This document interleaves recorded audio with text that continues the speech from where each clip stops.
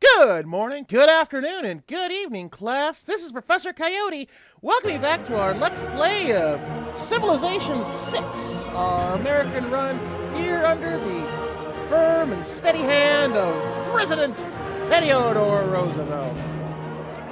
Now, hope you've had a wonderful day so far. I've got my coffee here ready for a nice settling in for a nice and steady war with the Sumerians, which we should finally, after 2 episodes, I'm starting to run out of titles. We should finally be able to actually do the war today. Now, if you remember, the main reason that we actually had to delay was I forgot that you needed to actually sort of declare that you didn't like them before you actually declared war. Sort of like a break in an alliance at EU4. Gives a 5-year truce. Well, I guess in this case a 5-turn truce. I didn't want to have our first major war give us any sort of warmongering penalties, because that's what it would have done. So, but now we should be ready to go, at least within the next couple of turns. So I do want to begin, because it seems very appropriate now that we've gotten here. We're going to get to our last sort of Theodore Roosevelt lesson based off of his corollary with the Gain the Rough Rider unique unit.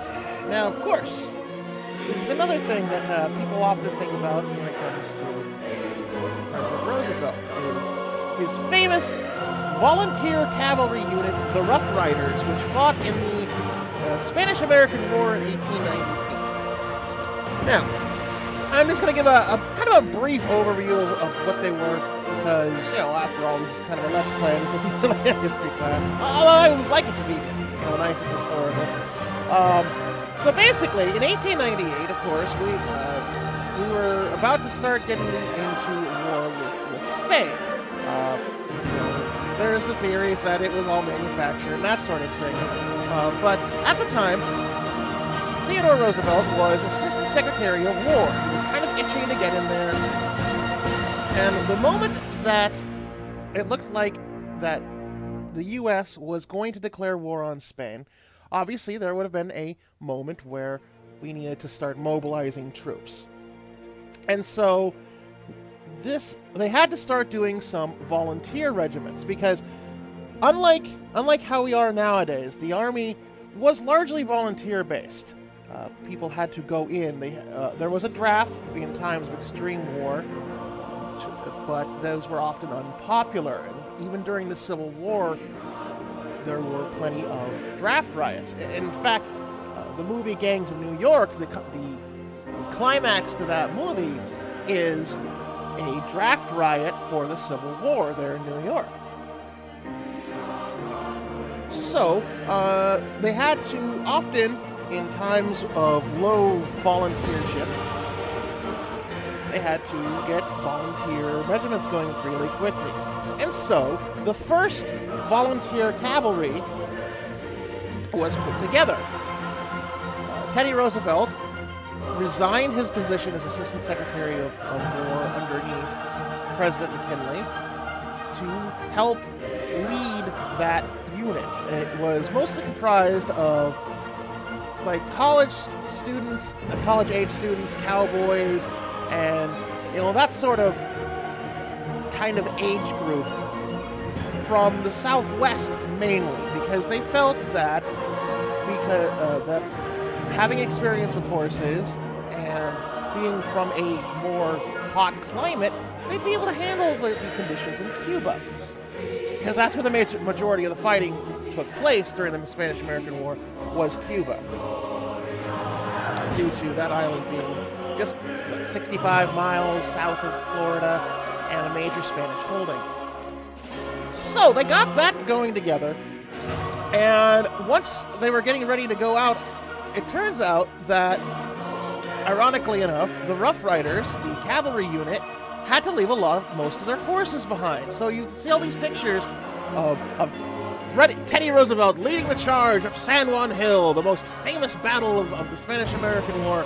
He would have been doing it on foot. Sorry, but the pictures of him on horseback.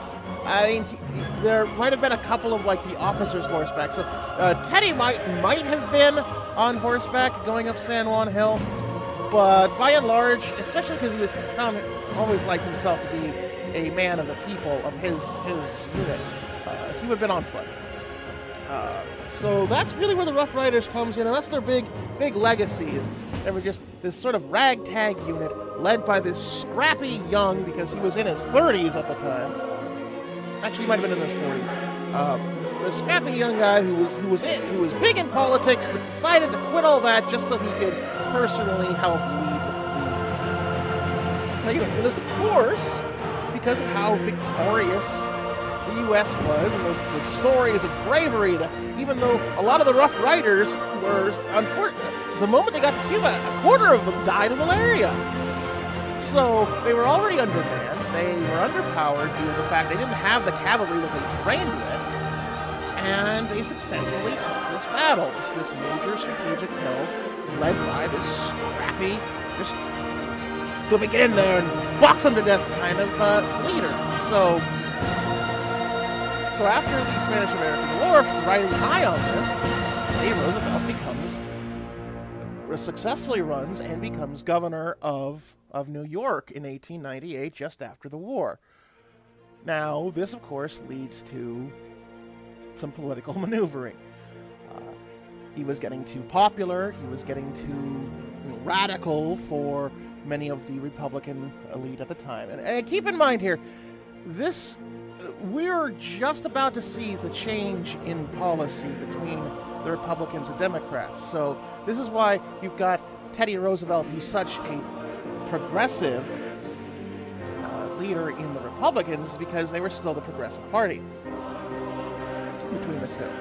But the leadership at the time felt that he was too dangerous, so they stuck him, of course, in what is often considered to be, even nowadays, only recently has the vice presidency actually seemed to wield any sort of power. Yes, they can cut ties in the Senate, and they're basically the number 2 person in the government, but that's where they kind of stuck them. They felt, especially back then, that the vice presidency was a dead end. And then McKinley gets shot, and then that's how good old TR ascends to the presidency. So that's an explanation of what the Rough Riders are. Just a quick brief. We won't be seeing them for quite some time. You need to have rifling technology, so we're probably talking close to modern era. So probably near about the end of the campaign, we'll see the Rough Riders, because of course the Americans are a late game tech heavy group. But with that in mind, let us turn to Thoughts of War. To True Thoughts of War, because we've got the Sumerians to deal with. But first, we actually have some barbarians to deal with, because they want to go after our battering ram, and we can't have that.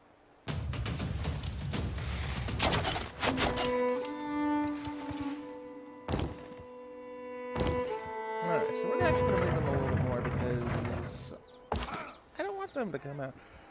Alright, so... Oh, it looks like these warriors are due a promotion just in time. So we're going to have them toward us, because we're going to get bombarded. And they're going to still fortified till healed. I believe this builder... Yep, he's finished with this silk. So where he's going to go... To the sheepies. Actually, let me double check. Lost it. Alright. So... You get... money. So basically, improving the silk works just adds a dot of gold. You still have the two corn, the production, and the culture, no matter if it's worked. So improving it doesn't get you a whole lot of good. Like a super. Obviously it's producing gold now. We've got somebody on there. Great, we're making gold, but it's not as important as, say, upping the the quarry here, which gives you double production. So that's something to think about for the future. So I'm not going to go for that. That's silk. We're going to focus right now on the sheep and the stone. I mean, yes, the silk is a luxury resource. Yes, it helps the amenities. But Boston doesn't need any right now. They're super duper happy though. So they do plus growth and plus yields. So that is, of course, the balance of that. But then again, somebody needs to be working that silk for that to be any use. Let's see. Washington here. Let's see. We're still at 7 on 5 turns. Philadelphia is starting to do a trade route. And I believe we're going for that one. Yes. We're going to move to probably there. Because if we move there, it gives us a lot of metal, these 2 wheat, and access to Mount Kilimanjaro, maybe even going up to that pipe if this 4th city becomes popular enough. If you'll excuse me for a moment, I've got to distract my kitten from her Christmas tree! Sorry about that. Of course, this is the eternal battle between cat owners and their pets in Christmas is getting them out of the tree. All right. Now, I promise we're going to get into battle. We will get into battle. We will totally get into battle. Let's see. We denounced them. I wish it would tell us how long it's been since we denounced them. Oh, it'll probably tell us when we can declare war on them. We will... even if I have to make this a long episode, we will get into that war. But for right now, let's get everything else going. I think we still have some movement. He beat up that scout. This trader is going to Hong Kong. And he's building another trader. Okay. So there we go, there we go, there we go. We should be just about moved up. I think that second archer, and these guys, and these guys. Groovy.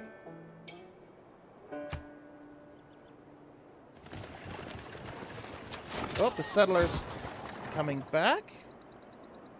Perfect. So hopefully we can catch them before it moves out to make another city. Man, those barbarians just want to hit my battering ram.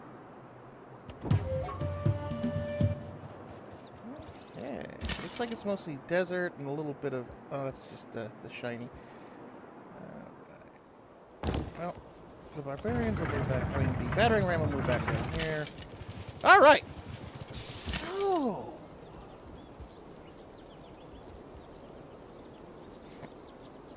we'll let the barbarians get dealt with by the city. We're basically just about perfectly moved around. The only problem is going to be this one warrior is kind of out in the middle, but whatever. Let's see, can we declare war yet? We cannot declare war yet. Probably another turn. Ooh, we can send an envoy. Let's look. Alright. So if we send an envoy, we get science out of Hattusa.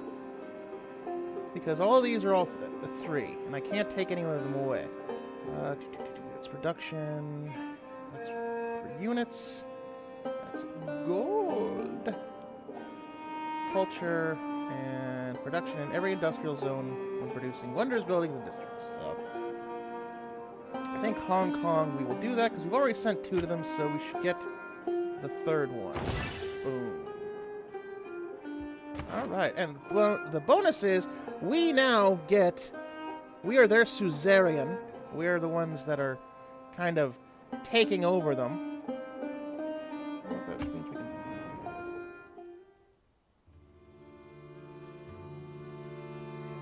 Huh. Well, apparently... oh, that's right. They don't like it when you make deals with envoy city-states, so, well, whatevs. I wonder if we can... okay. We can't do anything with them, but we do get the benefit here that... so the city-state basically acts like a vassal in EU4. They follow you into war and peace, We can go into their lands, no prob. We can build on their city-states, their tiles to improve it. They basically get a look bonus around. And we can pay gold to temporarily take care of them. Plus, we get the cool benefit that because they have already exploited any of these tiles that they've gone for, we get their horse, their coffee as part of our stuff. And we get plus 20% towards city projects. Now, if we want to continue even more, we get another plus 2. So right now we're basically at a plus 4. Well, we're at a plus 2 in the district, in the capital, and now we're at a plus 2 for any industrial zone district, which I don't think we have any up yet, but that's something to think about. And right now they're all happy with each other. So, perfect. So we basically passed somebody who's probably down here, because we still haven't met anybody. I have no idea where the other civilization could be. Probably this way. I don't know. And we passed somebody to be suzerain. We can declare war on them, or we can pay money to take their units, which I don't really care about that. They've only got a couple of horsemen anyway, and a warrior. But, yeah. So that's the cool part about city-states, is it's a way to expand without having to actually physically take over anything. So we'll get... And eventually we'll get another 100 points to send another one of these guys. But yeah, this is we're risking very angering the Germans because Barbarossa doesn't like city-states and doesn't like people that deal with city-states. Which is why he sent that, come on, don't do that. Don't be a jerk. Well, actually, no, he is the jerk in that case.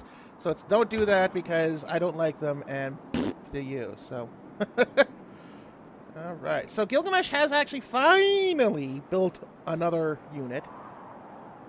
Either that or that one thing sort of came into play. The chariot might have healed all the way. Let's see. Just checking the scores really quickly. We're up on science. Below whoever. And we are third in domination victory. But that should actually give us a nice point pretty soon. Because we should be finishing up the stupid war. Or at least starting it. Let's see. It's saying a unit needs orders.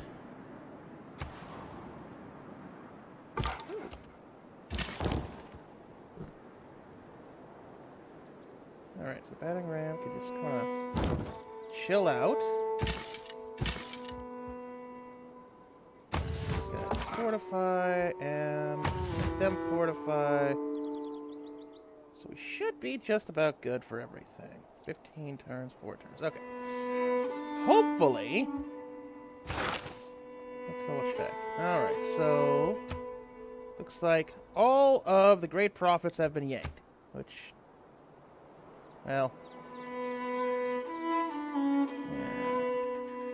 yeah. Okay. Sorry, just double checking over everything. And next turn. Alright, we have the builder. But they wouldn't have been able to do anything. So the settler is like, we're not doing anything. Y'all are going to kill us. And that's true. So seeing them running around like that is actually kind of funny. Because, yeah. Alright, we should be able to finish off these horsemen now.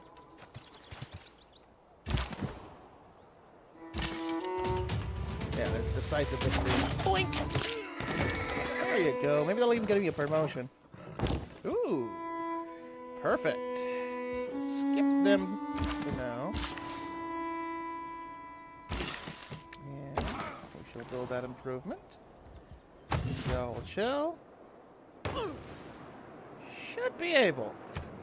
Would be nice. Nope, we still need to wait on the war. Believe it, it's probably one more turn. We've got to have one more turn because It was 5 turns when we did that, and apparently Germany wants to convert Washington, D.C. into Catholicism. Whatever. We'll deal with that later. Okay, 13 turns. Washington's going to improve in 3. Boston will get its third citizen in 2. Alright. I believe we good. Alright. Ah, right. We had a tribal village which boosted our knowledge towards military training. So, we'll get that in 3 turns now.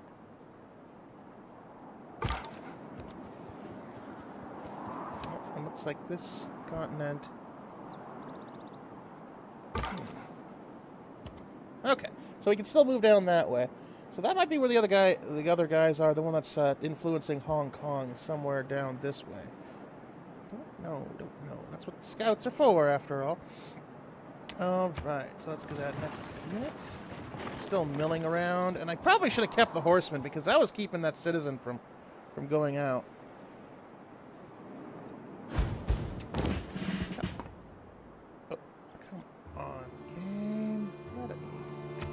War.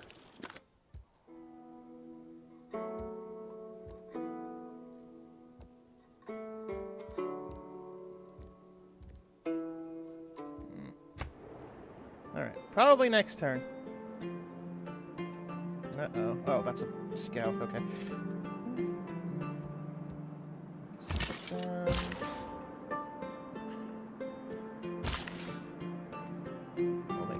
I'm just trying to kind of go quickly through all this because it'd be nice if we could actually get to that war like I promised. So we'll give them garrison because they need to occupy a district or actually, yeah. So they'll be moving into one of these districts and then firing off their arrows eventually.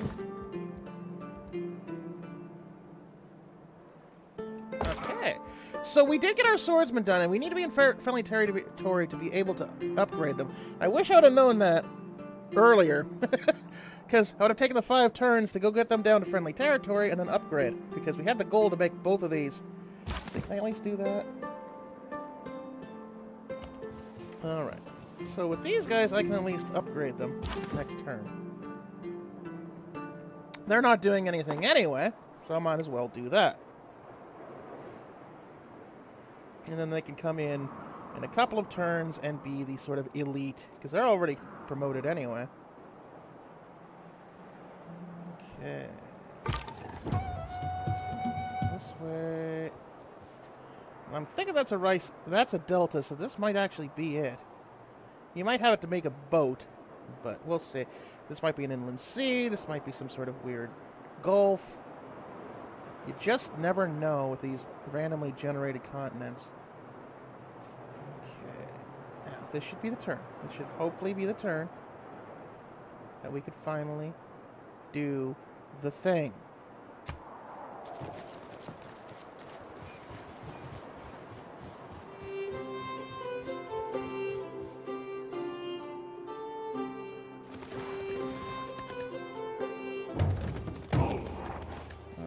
So there's more barbarians. Oh, barbarian horse archers now. And we do the thing. We've got to cause a spell eye. So now we can actually attack them. We can declare a former war. Oh, this is finally it, folks. Alright, so what we're going to do is we need an iron. Well, that was useful for those guys. Oh, well. It's not like they were doing anything anyway.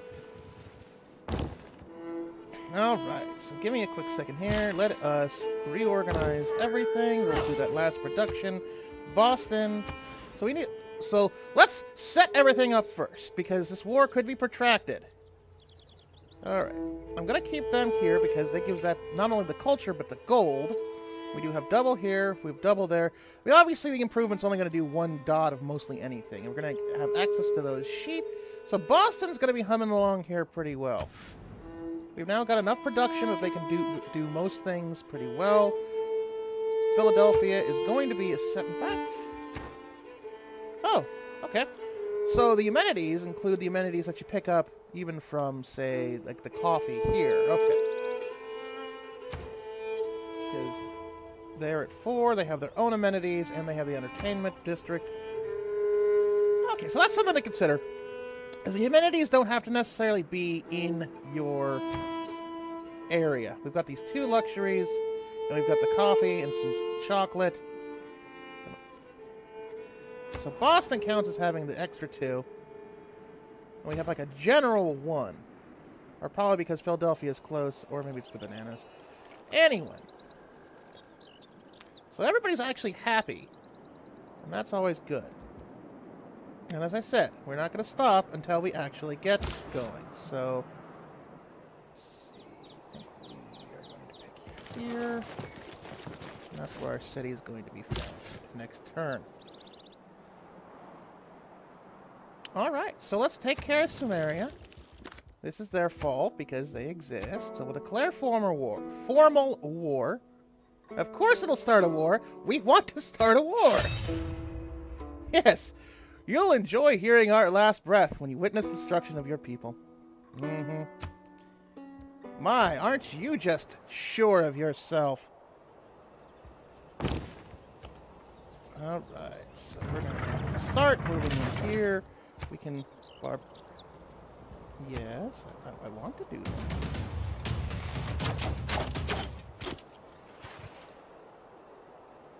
So it's not going to do much, but at least it's going to start doing a little bit of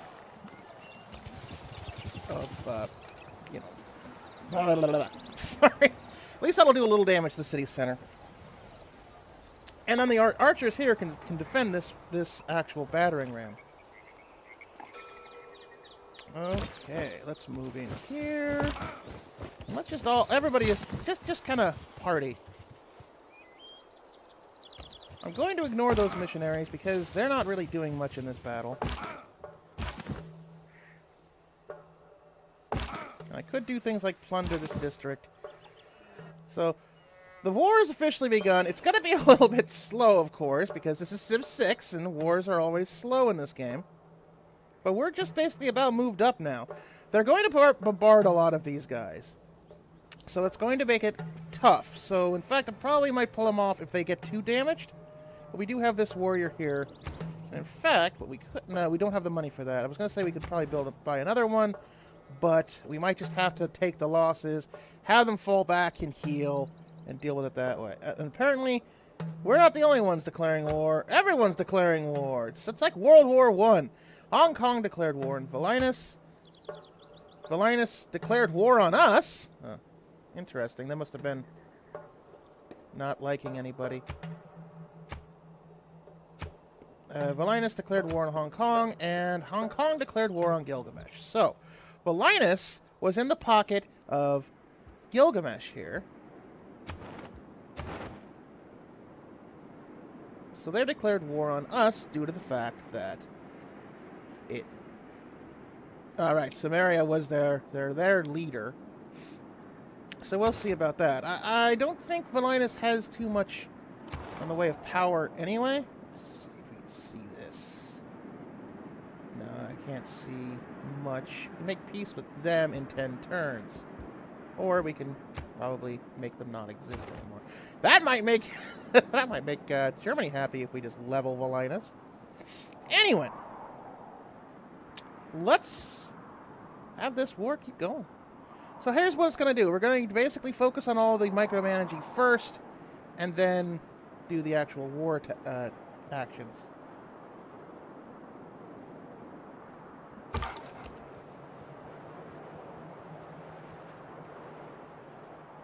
Because we do have a settler, although we might hold off on him settling then.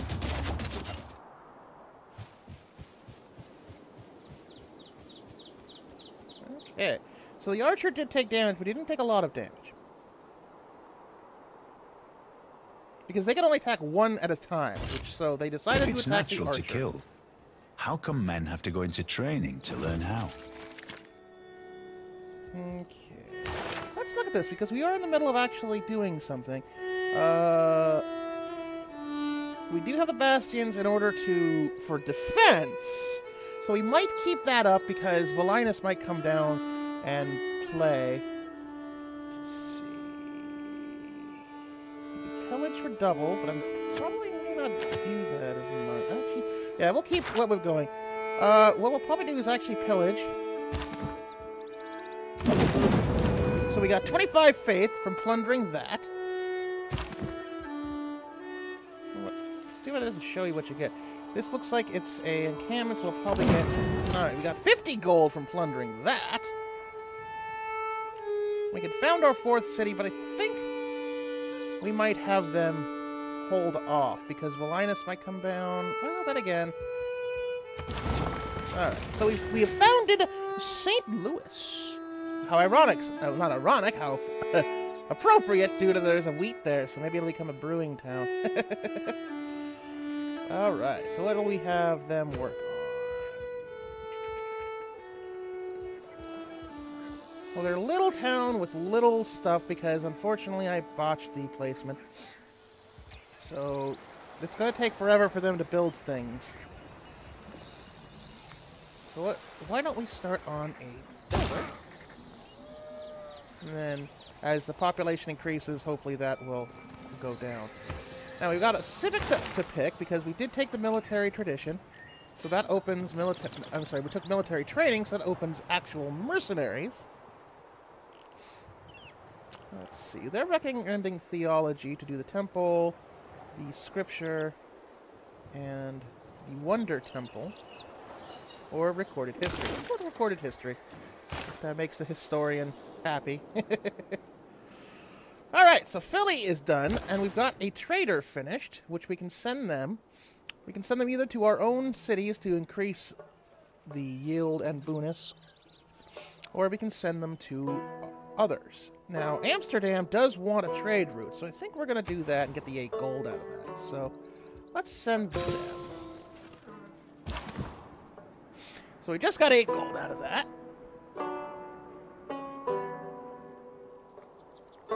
And while these guys are finished, because the plundering only takes 1 turn, really, so it doesn't matter so much that we're, because it gives us things to do while we're waiting to attack.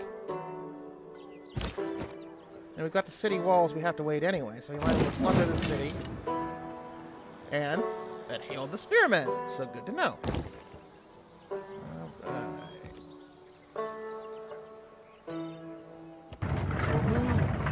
Guys up to attack next turn.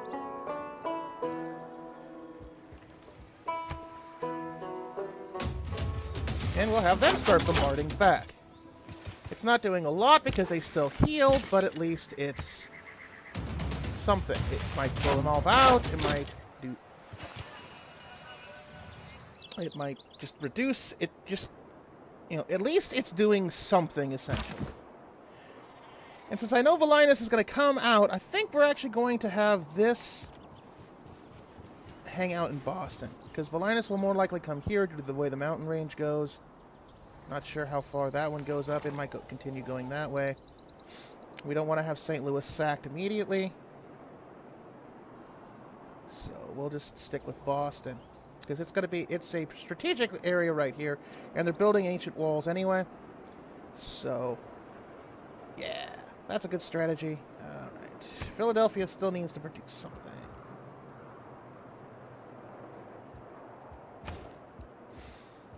Now, Philadelphia is starting to actually get pretty decent. I could give them walls because we're at war, and that might be a good idea anyway. Do a holy site, a theater square, or basically anything here. We've already got, I believe these bananas, yeah, both of these bananas have already been improved, and so has the horse, so building a builder... I mean, we could send a builder up to St. Louis, but that's about the only thing a builder would be good for in this case. So I think in this case, because we're at war, we should build the walls. That'll help Philadelphia get not quite so overrun. Alright, double checking here. We can finally start working that food to help Philadelphia grow quicker. In fact, they'll probably, they may not, they won't eclipse, they'll eclipse Washington, or at least match them before Washington goes to a 9. Because it kind of gets exponential as they start expanding, how many it takes to grow that next citizen. So we're going to finally have the rice actually worked on. Let's see about Washington. I don't think there was a gear hex. In fact, why don't we do that gear hex? No, lock it. Don't lock it down. There we are. Mostly just to the fact that this gives it the absolute last gear. It'll give that just a little bit of bump to Washington, and they're already at 8, so they don't necessarily need to have the triple food. So yeah, that I believe Boston already has the most. Yes, we already made that decision that we were keeping this for the culture and gold. Well, we could do the sheep here because that did get did get worked on. Actually, that's not pasteurized even, so that'll just do another food anyway. Well, it's a tough decision, but I think because we need to get those walls built pronto, we're gonna go for that triple gear. That should make those. It'll bump another turn down for those walls, and then we can go back to the culture as needed. In fact, we can send another envoy. Ah, we must have gotten an envoy point for the giving to Amsterdam. Okay, now I did say it was going to be a long episode once we finally start the war. So what we're going to do here is we're going to take a break, just because it's been a bit of a long episode.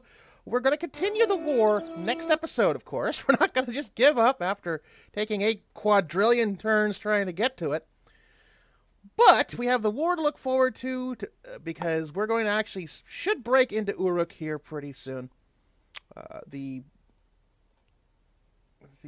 battering ram is in place, and so we'll go with that. So I hope you join us for the next episode, and hope you have a great day.